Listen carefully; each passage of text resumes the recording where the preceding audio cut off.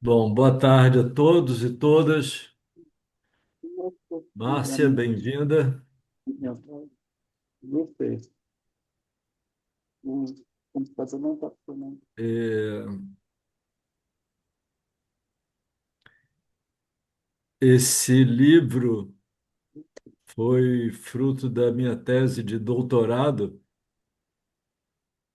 É, eu entrei no doutorado para fazer uma tese sobre Clarice Lispector, que se chamava é, O Feminino e o Real em Clarice Lispector. E não é para contar vantagem, mas eu vou dizer porque foi o que aconteceu.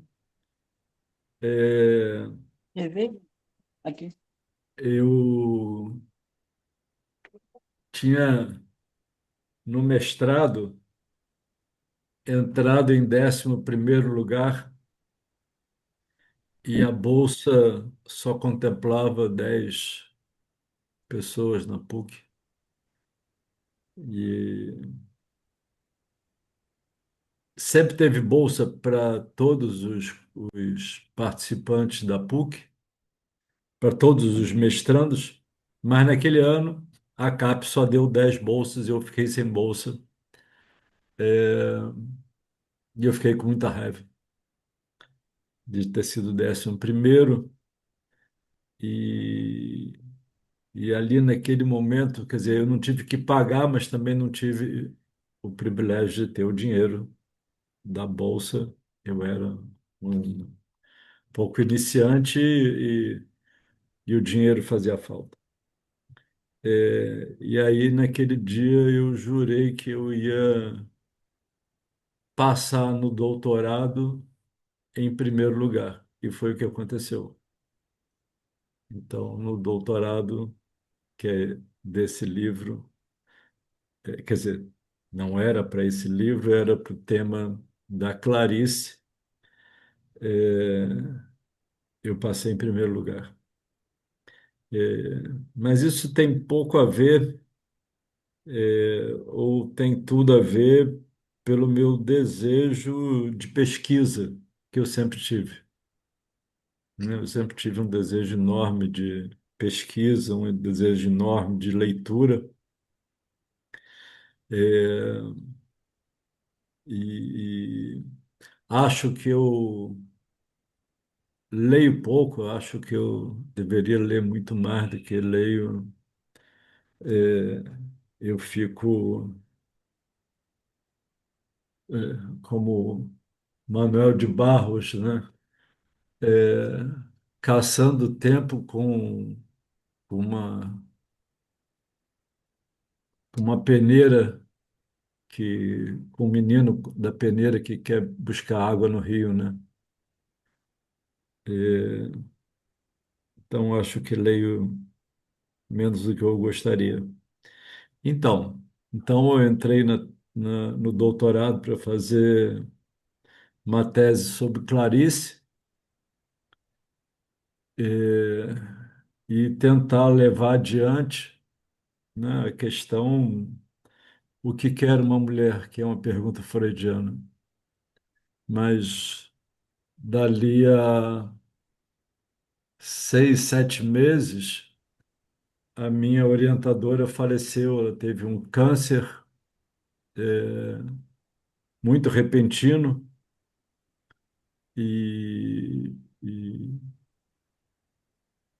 era Circe Navarro Vital Brasil, mulher do Horus Vital Brasil. Horus tinha sido meu professor. Horus, ele, ele era um freudiano, e um freudiano daqueles dos bons que falava assim,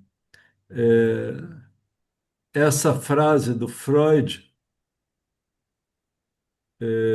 que está, vou pegar o texto que a gente está, tá do além do princípio do prazer, tá. no volume tal, no capítulo tal e na página tal. E isso ele dando aula ali de memória para gente era um,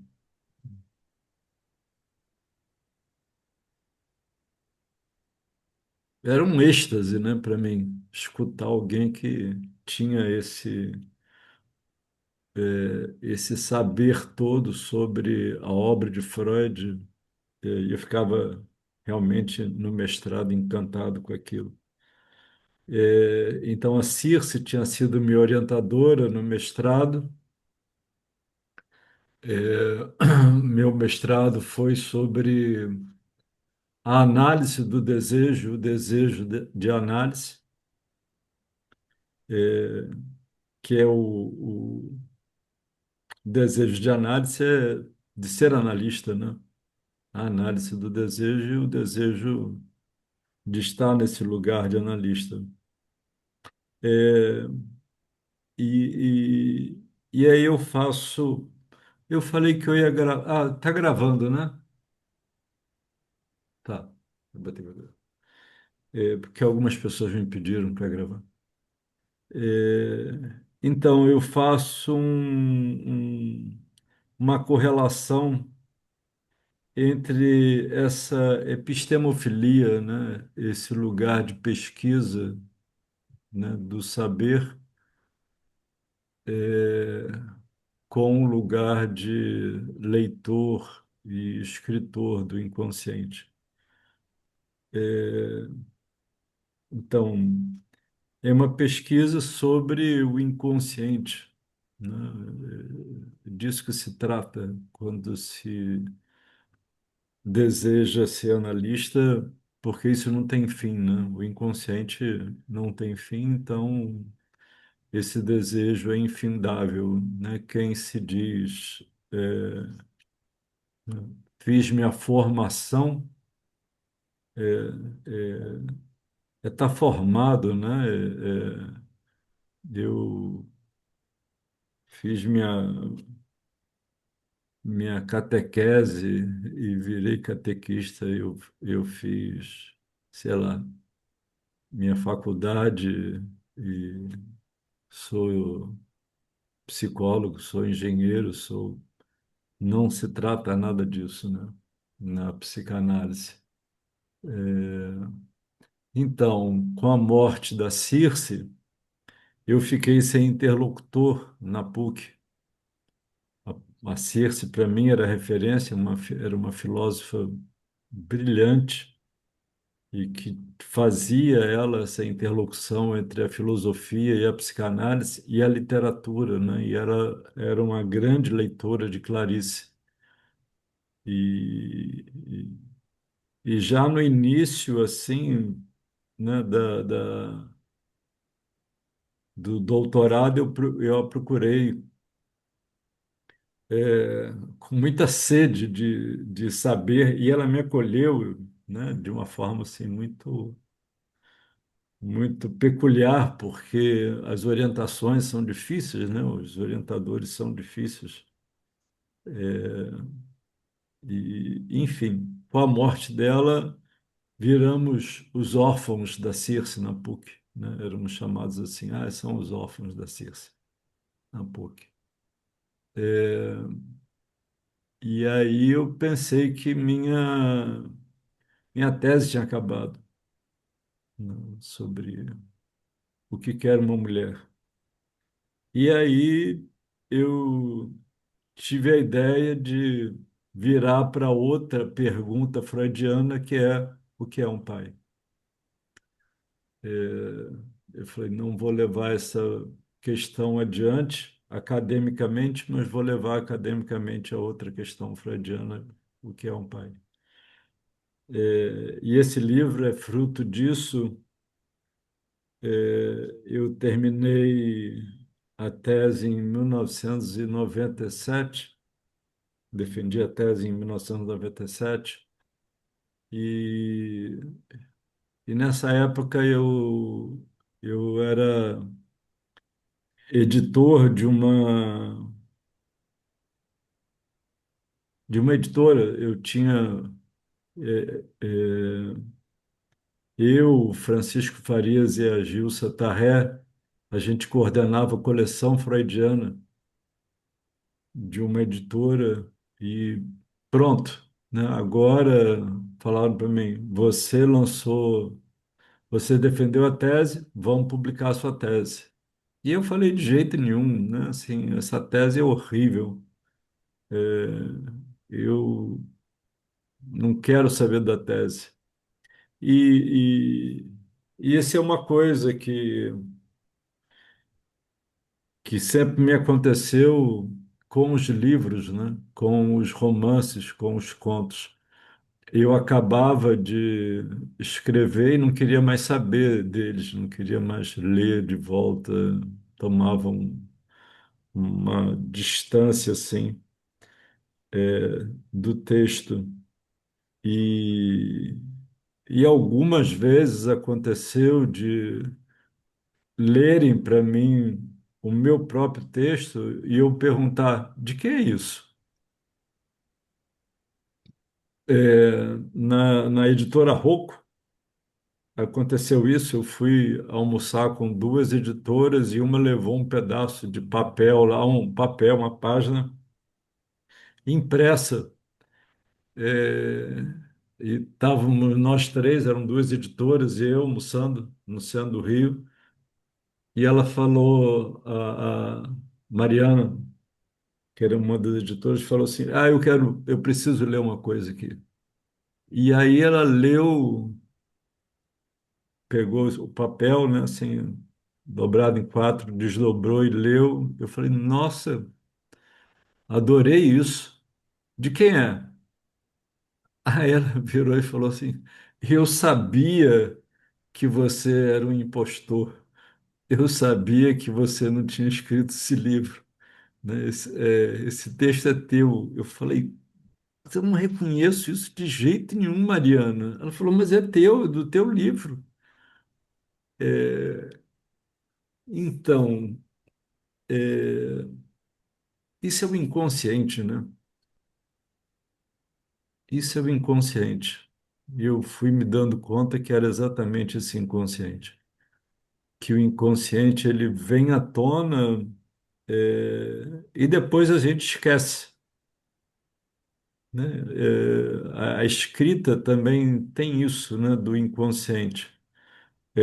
Às vezes a gente tem um sonho, e é comum, né? Perguntem a vocês mesmos ou seus pacientes de terem um sonho e depois esquecerem do sonho que tiveram, né? De terem uma lembrança assim de análise e falar, gente, isso é sensacional, né?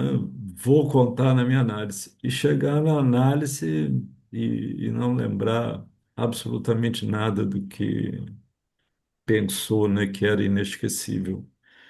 É, né, eu fui me dando conta que eu escrevia a partir do inconsciente e que depois eu não queria mais saber desse inconsciente porque eu queria saber de outro inconsciente e de outro inconsciente e de outro inconsciente, como uma associação livre.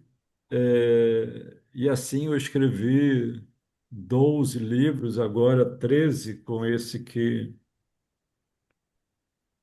já vai ser lançado aí, que é a palavra, que é isso. Isso aqui é fruto da vida.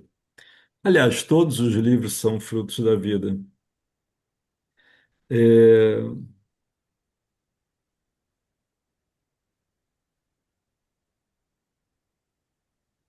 então, eu resolvi escrever sobre o que é um pai. Há uns 3 anos atrás, um aluno, uma aluna me perguntou se eu não tinha um texto sobre isso, né? Assim, você tem algum texto sobre a função paterna, sobre o que é um pai, sei o quê? E aí, assim, no primeiro momento eu falei não. Aí eu falei, peraí, eu tenho. Ah, Acabar de você ver. tem, você pode me indicar? Eu falei, eu fiz uma tese sobre isso. Falei, você fez uma tese sobre isso e disse que não tinha? Eu falei, pois Chama é, tá, tá em algum lugar, né? Eu vou procurar. E aí fui procurar e comecei a ler, me ler, que né? legal, E eu né? falei, gente, isso é E- atual.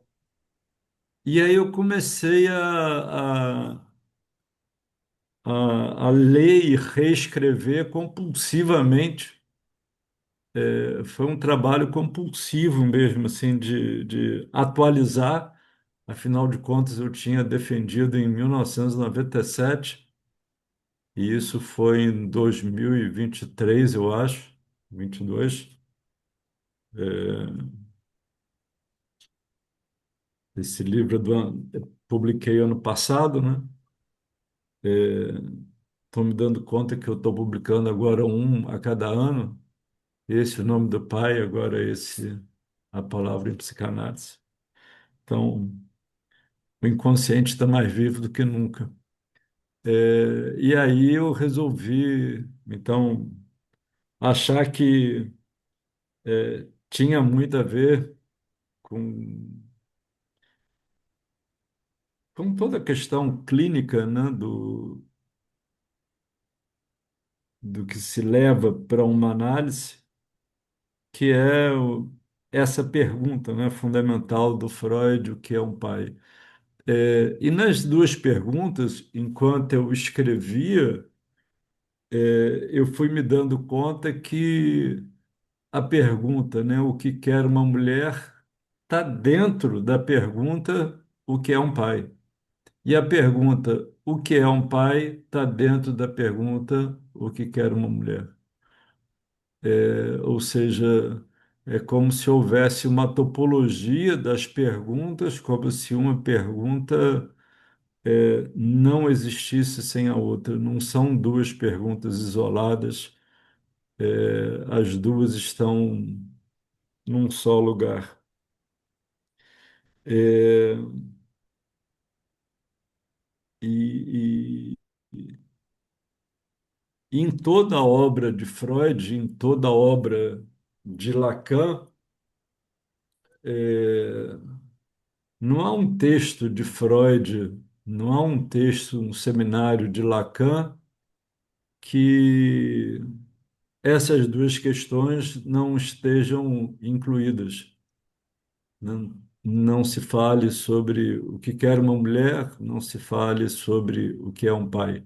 De diversas maneiras, né? Não às vezes não tão assim, tão formalizadas, mas se você fala sobre o complexo de Édipo, as duas perguntas estão aí colocadas. O que quer uma mulher é uma pergunta fundamental, colocada muitas vezes não à mãe, mas ao pai, ou às vezes não ao pai, mas propriamente à mãe. E a pergunta, o que é um pai, acaba se deslocando sobre os enigmas do feminino. É, então, vamos lá. É, eu falei que ia ler uns 20 minutos, mas eu já gastei aqui quase meia hora falando da introdução antes da introdução. Eu não sei o que que eu vou fazer direito com isso, que eu vou começar hoje, se eu vou dar continuidade como no Veredas, mas eu posso ver até onde isso vai dar e até onde há o interesse de vocês que a gente continue a ler e a discutir o texto. Eu não sei se todos têm o livro, mas quem não tem também está à disposição aqui. Entre em contato comigo que eu envio. Então, a introdução. E assim também, né, gente? É um pouco no estilo do Veredas. Quem tiver alguma dúvida, alguma questão, me pergunte e eu vou perguntar ao autor do texto ali se ele entende o que está escrito ou não. Ah, É verdade. Então, se é do inconsciente, é isso, né? É, nem tudo que eu escrevi eu entendo, né? Tem certas coisas que a gente escreve que a gente não entende. Ah, eu estou lembrando agora da Clarice Lispector, né? Que ela diz que o ponto mais difícil dela é o ovo e a galinha, e que ela diz que ela nem mesmo entende, né? Então, pronto, eu estou me respaldado em Clarice, às vezes nem ela entende ela própria. Introdução, epígrafe. A hipótese do inconsciente, sublinha Freud, só pode se manter na suposição do nome do pai. Então, isso inaugura o livro, isso inaugura a psicanálise, né? Só a hipótese do inconsciente com a suposição do nome do pai, né? Então, em toda análise, é preciso que haja essa suposição do nome do pai. Vejam, é suposição.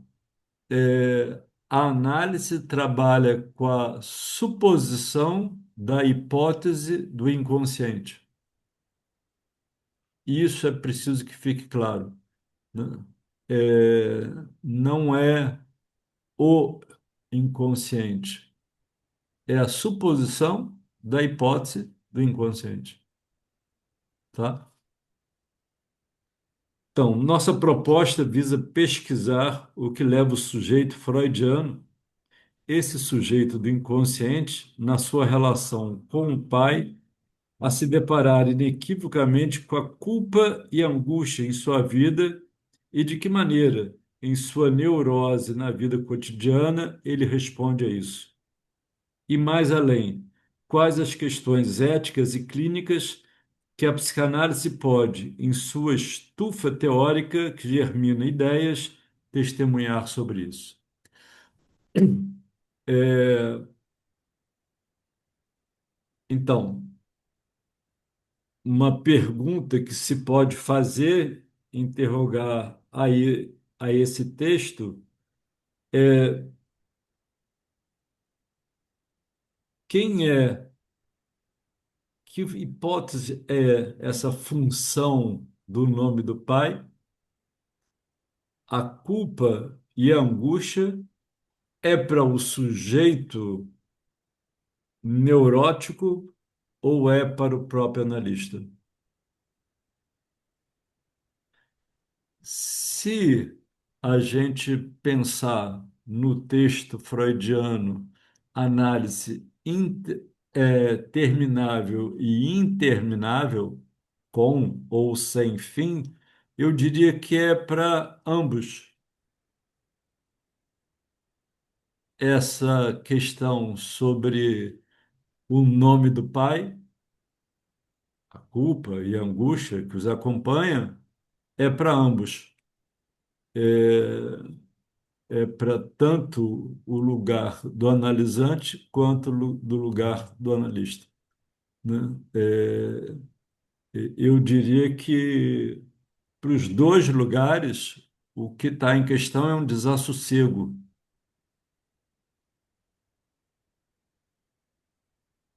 né? Não são lugares de pacificação, né? Saí da minha análise hoje muito feliz. Desconfie, né, disso, sim. Saí da minha análise, né? Quando se diz sair da minha análise hoje muito mexido, muito mexida, desassossegado, ou com uma questão, ou com um enigma, essa análise vai bem, né? Digamos que é uma análise que abre, que aponta para isso. E claro, se o sujeito sai com esse enigma, o analista também fica lá com o seu enigma sobre o enigma que produziu sobre o inconsciente do sujeito. Né? E eu estou querendo dizer com isso que esses dois lugares são lugares de uma ética.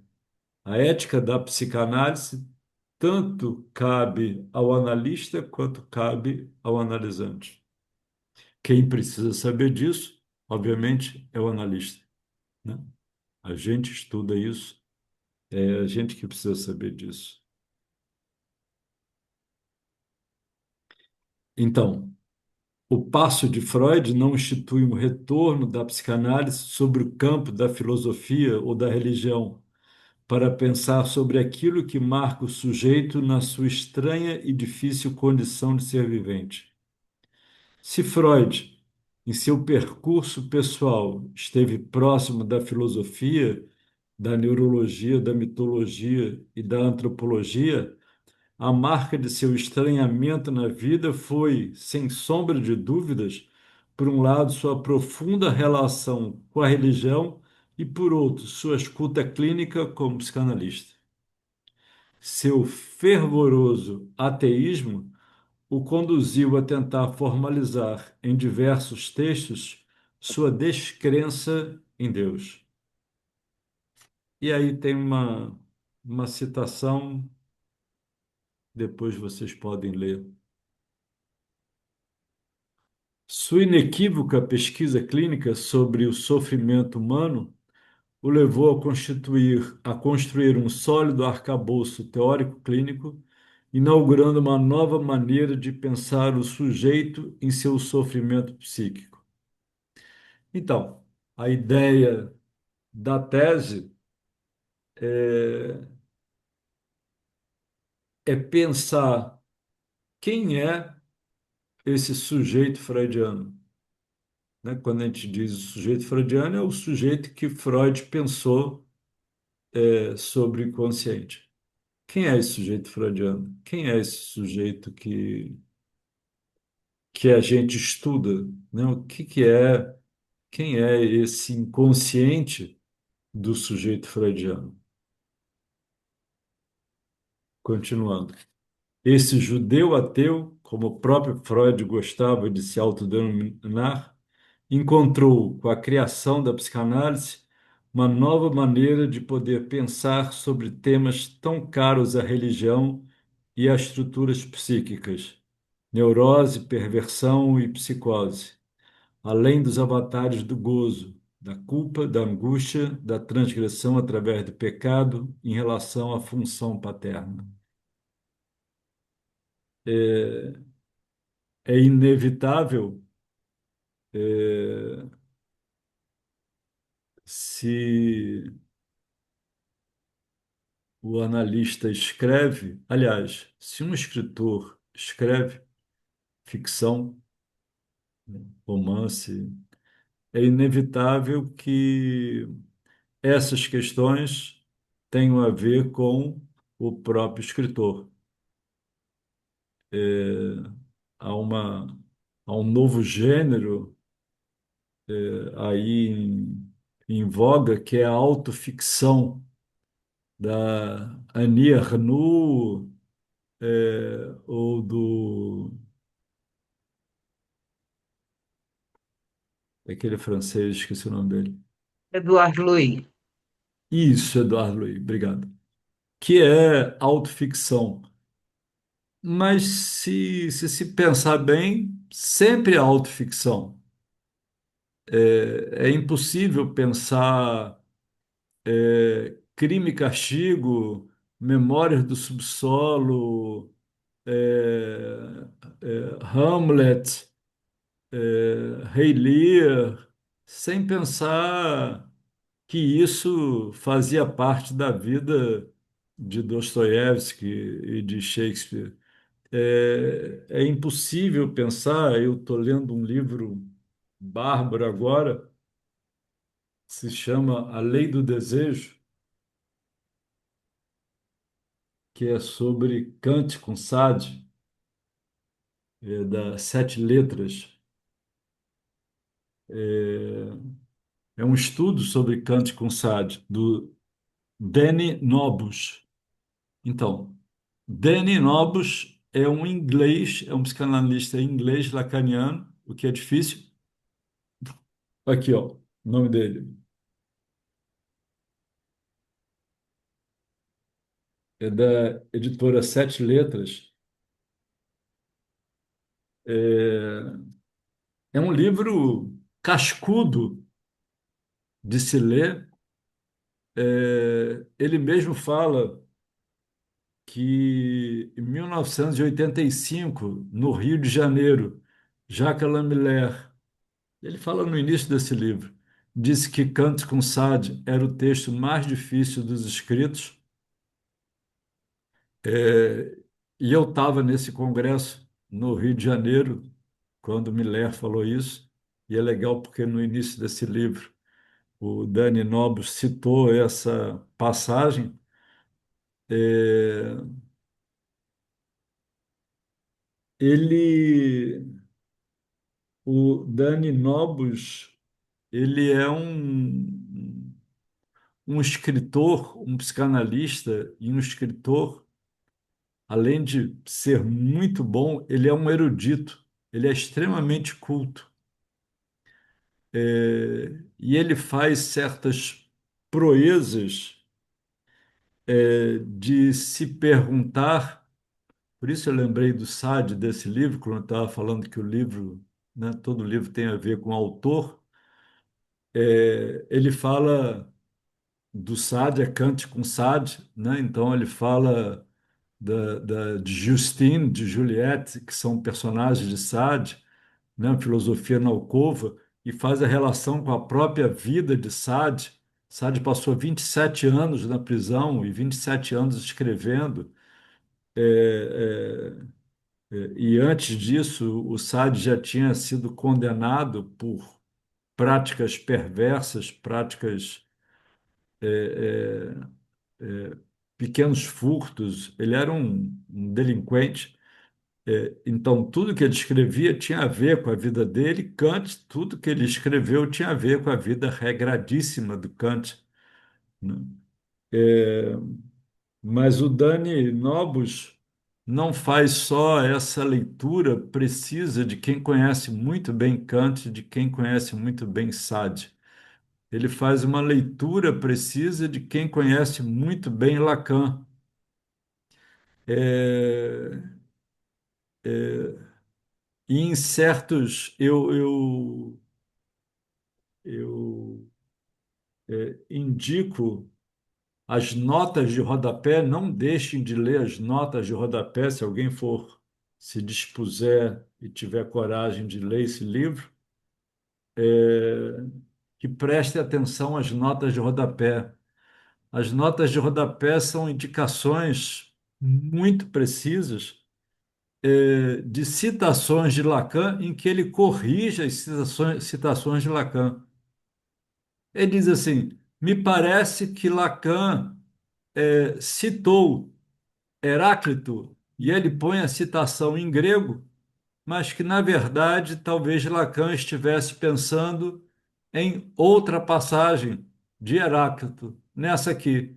E aí ele faz a outra citação de Heráclito em grego, obviamente com a tradução, eu não sei grego, e que parece que tem mais a ver mesmo com Kant com Sade, quando ele cita Kant com Sade, ou quando ele cita o Kant com Sade está muito dentro do Seminário 7, né, que é sobre a ética, exatamente sobre a ética da psicanálise.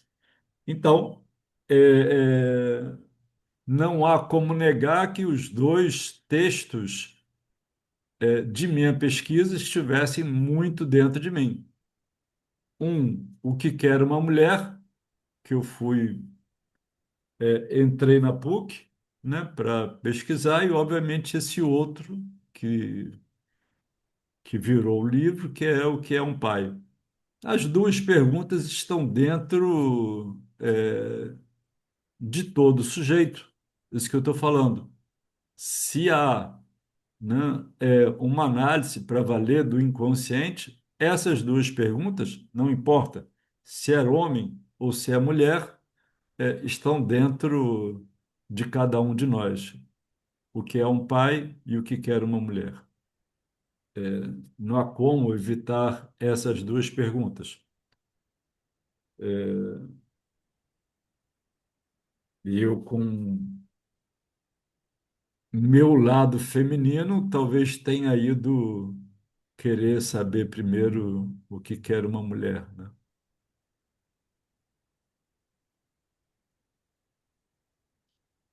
Com a psicanálise, ele obteve um vigoroso instrumento que sempre visou retirar os neuróticos de seus estados de alienação.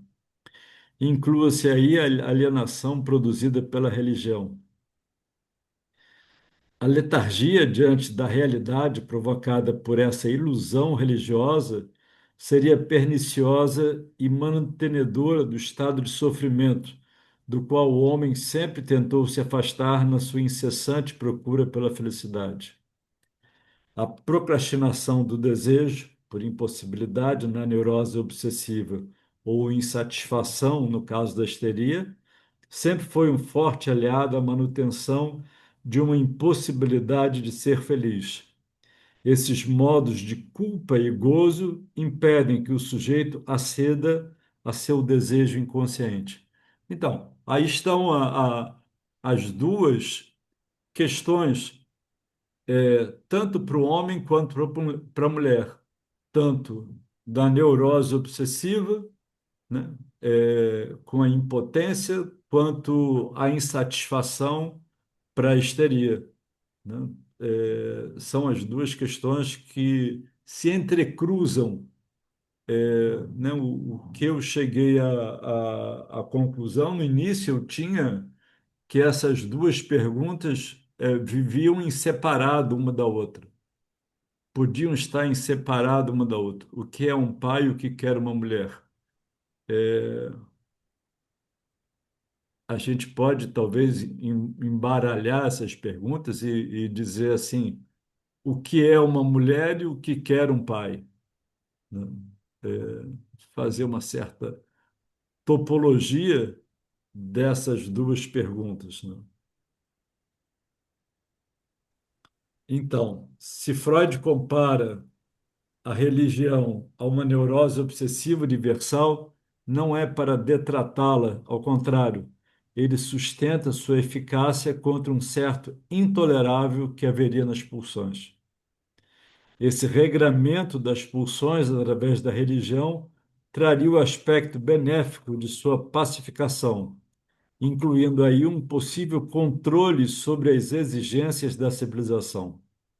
Além disso, a religião, segundo Freud, é aquela que garante proteção no presente e promete felicidade para o futuro, desde que o religioso siga atentamente os mandamentos estabelecidos por Deus.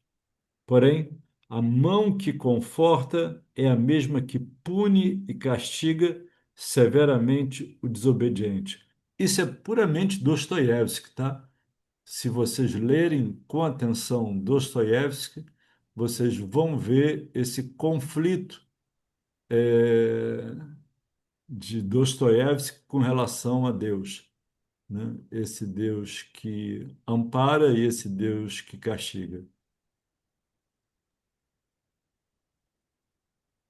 Assim, Deus dá ao ser humano o livre-arbítrio da escolha, porém com a condição de que ele apenas opte pelos seus preceitos. Caso contrário, nada o garante nem o salva do padecimento nesta ou noutras vidas. Ele promete a salvação para além da vida e que esta, fique claro, seja uma abstenção do desejo e das pulsões sexuais, ou seja, um rígido projeto de controle individual e social que visa tornar todos obedientes aos mandamentos. Um rígido plano para que a irmandade dos seres humanos seja obediente e siga apenas a um líder. A punição espera pelo desobediente, dirá Freud. Um nome em alemão para líder, vocês devem saber qual é Führer. Führer é o nome para líder. Mein Führer é meu líder. Então, por essas e por outras, a gente pode pensar a relação, né, complicada com a religião e complicada com esse que se coloca no lugar de líder para os outros, esse que se coloca no lugar de salvacionista para os outros. É, eu vou ficar até aqui. É, isso foi uma introdução ao meu livro. Se tiverem interesse, semana que vem eu leio mais um trecho. Gostaria de ouvir de vocês também, ao invés de eu só ficar lendo aqui, comentando, me autocomentando, senão vai ser uma autoproclamação da minha república, do meu livro. É, gostaria imensamente de ouvir de vocês algumas coisas. Então, o que que vocês acharam até aqui desse trecho dos meus comentários? Digam lá.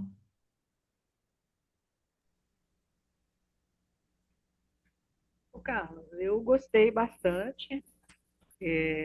Acompanhar você na leitura se torna ainda mais rico o texto e, de alguma forma, me atende muito.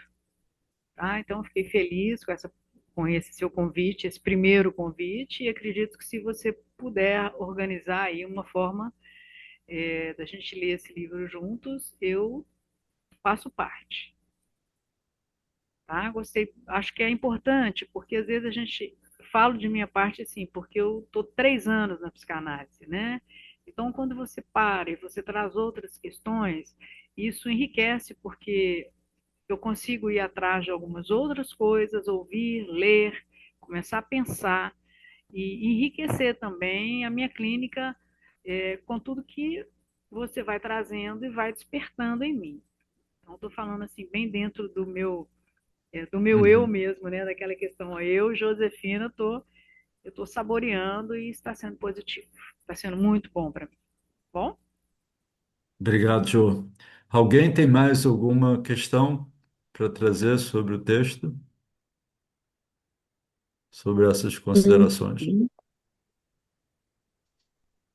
Eu acho muito interessante esse tema, me chama muito a atenção, Carlos. Ainda mais quando se fala dessa questão religiosa, que eu que distância de ego e superego, quando o ego tenta fazer uma conciliação entre essas distâncias e o sintoma nasce justamente de ponto onde ele vai que tem satisfação na insatisfação, por isso a questão do gozo e como trabalhar essa questão da culpa que na psicanálise a gente vem tratando até de como fazer um intercâmbio e alternar isso, colocar, chamar o sujeito para explicar com o desejo, com a falta, desejo enquanto falta, e que essa culpa possa se dissolver, não sei se eu poderia dizer isso, mas à medida que você se implica com a falta, dá lugar a uma angústia que não paralisa, mas que move o sujeito, porque o desejo é isso, movimento, né? Você circular por esse vazio. Aí eu fico pensando que quando se fala do ateísmo, do religioso, o quanto que o sintoma ele acaba se tornando, se não trabalhado numa análise, algo de uma religião para o sujeito. Não é, a pessoa pode se dizer ateia, mas ela desconhece que ela está sendo determinada por esse sintoma inconsciente, por esse arranjo feito pelo ego. Isso é ótimo que você está trazendo. Quer dizer, na verdade, meu livro trata disso. É, quer dizer, a nossa cultura, e eu fui também, atravessado pela religião desde criança, fortemente atravessado pela religião e ao longo da vida e ao longo das análises a gente vai se distanciando, né, assim, disso, tirando essas crenças que foram colocadas, né?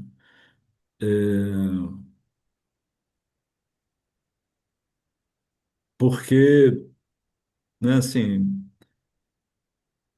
há um, há uma crescente evangelização do mundo, né, de extrema direita.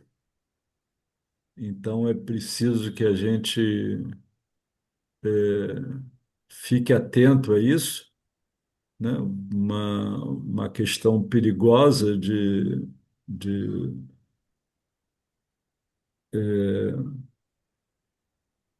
agrupamento entre política e religião, né? Que isso tinha sido afastado e volta com o Bolsonaro e com a extrema-direita com toda a força, né? Entre política e religião. E do ponto de vista clínico, Vânia, essa é uma questão também fundamental para todos, né? Mesmo para os que não tiveram uma formação religiosa, é, eu tive, a questão da culpa, do pecado, né? E da angústia, ela nos cerca, ela convive, né? Assim, aonde isso. Então, isso não precisa ser religioso, ter tido uma religião tão marcada em mim como eu tive, mas Lacan é muito claro, né? Em vários textos ele diz, aonde está a lei está o desejo, né? No Seminário 7 que Lacan fala, é, ele faz uma citação da, da primeira epístola de Paulo aos Coríntios, 7,14. Tá lá. Estou igual ao meu professor, né, de o Horus Vital Brasil.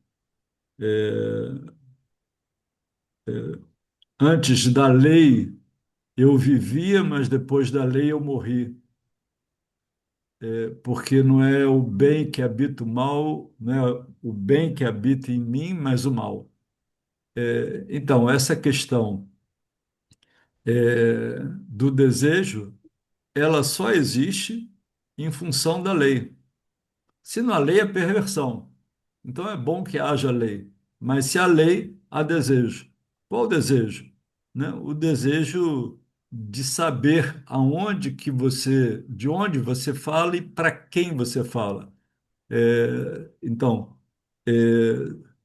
se você está aquém da lei, se você está dentro da lei ou se você transgride a lei. Mas sem a lei não há desejo. Por isso, tanto faz para aqueles que tenham tido uma influência da religião e ou não, é fundamental que a gente estude a dimensão da culpa e da angústia. Elas são basilares para qualquer travessia de análise, para qualquer relação analítica, a culpa e a angústia, elas estão presentes, que é um pouco a música do Caetano, né? A gente não sabe o lugar certo onde colocar o desejo. Uma frase da música do Caetano que eu gosto muito. É, se essa indeterminação que é o inconsciente, essa indeterminação que é a análise, é esse não todo que se faz o inconsciente, né? É desse não todo que se faz a psicanálise. Então, se todos estiverem de acordo, segunda-feira que vem, 1h30, eu volto a ler o meu livro e a gente comenta e debate aqui, tá bom? Obrigado a todos. Vou deixar gravado e até a Obrigada, próxima Carlos. segunda.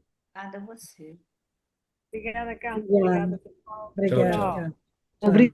Obrigada, Carlos. É ótimo poder discutir. Tchau, tchau. Tchau.